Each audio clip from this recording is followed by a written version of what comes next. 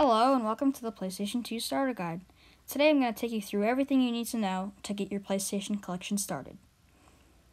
So these are your bare essentials you need, which I'm going to go through in a second. This is the PlayStation model SCPH 712, and it's not the original model, but it's like the slim version, so that's the console. This is your controller, which is basically the bane of the gameplay, because without it you can't play. I mean, you can turn it on and not do anything, but yeah. This is your memory card. You know how today when you save your games, it just saves to the console? Well, they didn't have that, so this is your memory card where you save your games, if they even support it. Next up, which is pretty essential to the PlayStation, is the cords. I mean, these aren't the best cords, they're just their original AV cords, but without them you can't see anything, so these are definitely a must-have. This is your power supply. It's external because the Slim can't build it in because it's too big, but yeah, you're going to need this. Here is an in-depth look at the PlayStation. This is the Slim model, as I stated before, and the Slim model removes some features, so I'll go over that in a minute. On the front, we have the eject button, which opens the lid, where you put in your games, your reset/on button, which turns the console on and resets it, your 2 memory card slots, 2 controller ports, and your 2 USB ports. Over on the back, we have the barrel jack, your multi-out, your LAN and dial-up connections for like online play, and you have your audio out. On the sides, there's nothing really. One thing the Slim model removed was the hard drive. That's used for some games like Final Fantasy. Next up are the controllers. Every console needs a controller, and that's what this is for. I mean, it's kind of obvious what it's for. So, you have your obvious little analog stick. You got 2 of them. You also have your D-pad, up, down, left, right. Switch between this and that. You just hit this button, and that's how you do it. You got your start, select buttons, you got your bit buttons, you got your 4 back buttons, so yeah. Alright, now it's time to go over the power connector. So this is your power supply, basically, because the Slim model was too small to have it, so instead it has a barrel jack. So you can plug in your little connector from the power supply. But your power supply also needs another connector, which most consoles had at the time, like the Dreamcast and the Xbox. Every console needs to save its data, that's what this is for. So I have an 8 megabyte memory card, PlayStation 2. This is how you plug it in. It's a PlayStation. Front.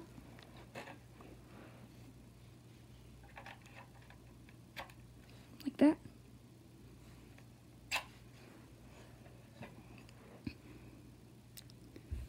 And also put a label right here.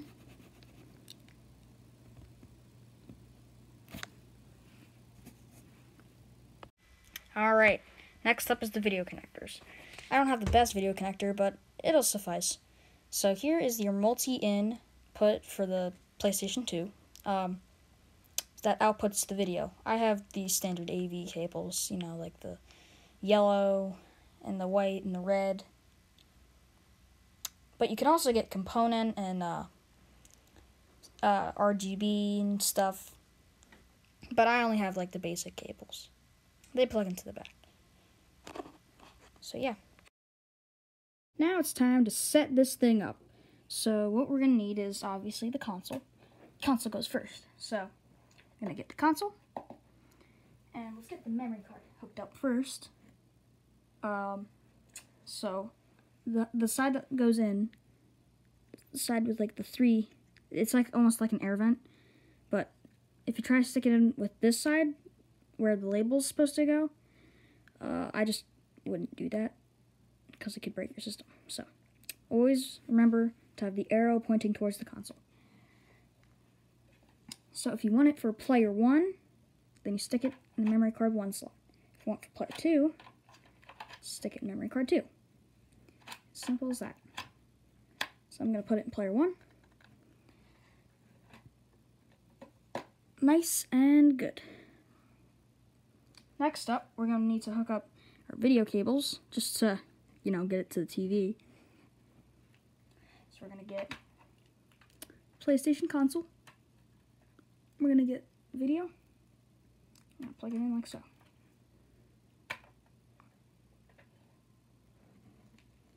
Now you got to plug these into your TV. Remember, this is video, and these two are your left and right audio. So, and your TV should have it color-coded so you know where to plug it in. So, these go to your TV. Let's plug that in over there. Next up are the controllers. Probably the most crucial part to playing the game, because without these you can't really control the game. So yeah, we're going to need these. And after you get these extremely long cables to your hand, there we go. You're going to plug this either into player 1 or player 2. Remember to have the arrow pointing towards the console, and don't have it upside down. You should know, because it would have like a little, like some words on the bottom, just like, patent information. So remember to have it facing up. For player 1, you're going to plug it right here. For player 2, plug it in right here. So I'm just going to plug it into player 1. And we're good to go. But last up, this is another crucial part to having a console, is the power. Because without the power, the console doesn't do anything, basically. It just sits there and collects dust. So, with this, it plugs into the console, as I said before, but after I unravel it all, it's an external power supply, so it also takes another cord to plug into the power supply, which is this huge brick. So once you plug your other cord into this cord, you get this cord, with the little barrel jack on the end, and you hook it up to your PlayStation console. Doesn't even matter which way you put it in, you just gotta put it in that one. Yeah, right there. Once you have this all done, just grab your wires and put them behind your television set, and you're good to go. And when you're done, don't forget to ravel up your controllers, because if you don't do that, your wires could get, messed up like mine. So yeah. Now there's only one thing left to do. Pop in a game and play.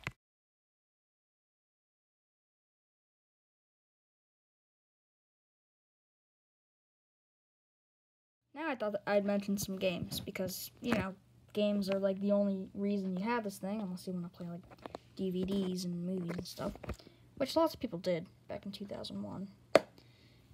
So, first game I have is Sonic Plus, Sonic Mega Collection Plus. This game's pretty fun because it has a bunch of games in one. It's got Sonic, Sonic 2, Sonic 3, Sonic 3D Blast, Sonic Knuckles, Sonic Pinball, and a lot more. So this game is really fun. I recommend you pick this one up. And then you have your average sports affair like basketball, you got Madden. I'm not into those types of games, but they're still, from what I've heard, okay. From, the sports community and stuff. Oh, I can't forget about Game Breaker 2003.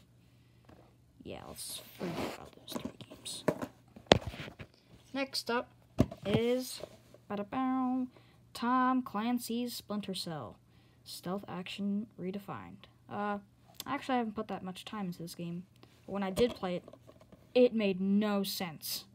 So, yeah, I don't know about that one. But there was also a second one.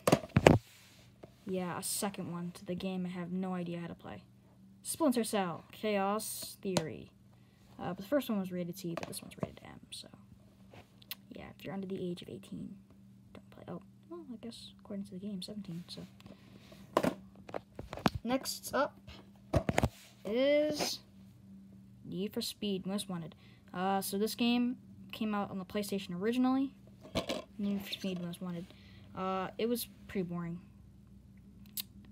It's, your average affair of Need for Speed games, but there was another version that came out on the Xbox 360 and PS3, I think, in like 2009 or 2010. It was much better. Alright. I forgot this game. Dave Mirra 2. Freestyle BMX 2, I guess. It's Tiny Hawk's Pro Skater, but you're riding a bike instead. That's all it is. Now, these two are like my two favorite games alongside Sonic, which is right here. So these three are really good. Sonic, which I already said. Tony Hawk's Pro Skater 3. This game is really fun. I recommend it to you.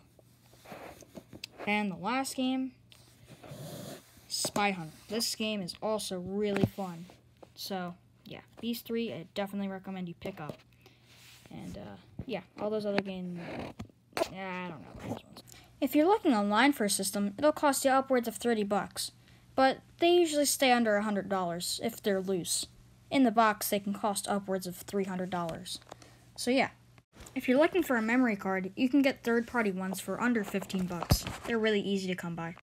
If these prices are too high for you, remember, if you live near like a thrift store or like a flea market, you can find these everywhere. After all, it is like one of the most best-selling consoles of all time. And what's my final thoughts on the console? It's great. It's got hundreds of games, if not thousands, and they're all pretty good, except for the ones that aren't. So, yeah.